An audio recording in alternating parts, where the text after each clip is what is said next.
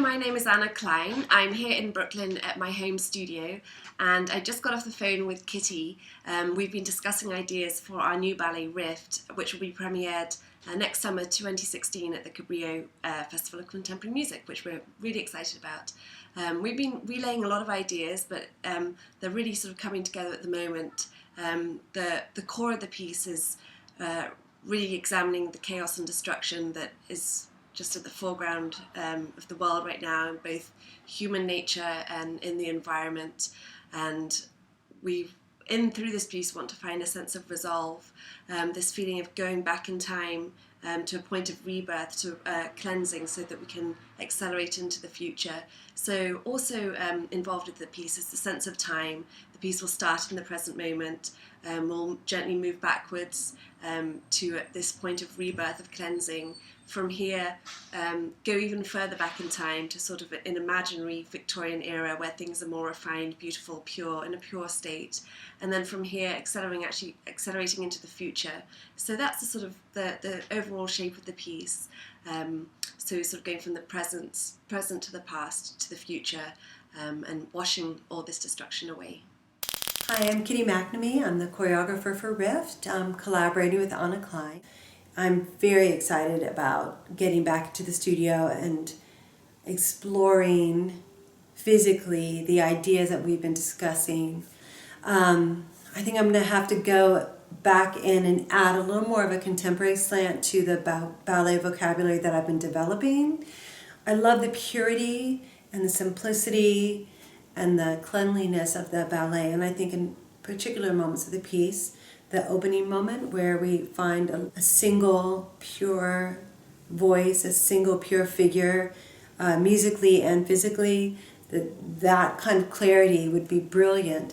And then as we get swept back by this tumult, I think bringing in a little more of deconstructive vocabulary, more contemporary vocabulary, something that's a little more guttural, would really help move into that. Very excited about the clarity Anna and I are achieving with this idea. And also, personally, I'm excited to sort of use this opportunity to wrestle with my feelings about what's happening right now in the world and the amount of chaos there is. And hopefully in doing this work can create a little bit of peace for myself and for the viewers. Thank you.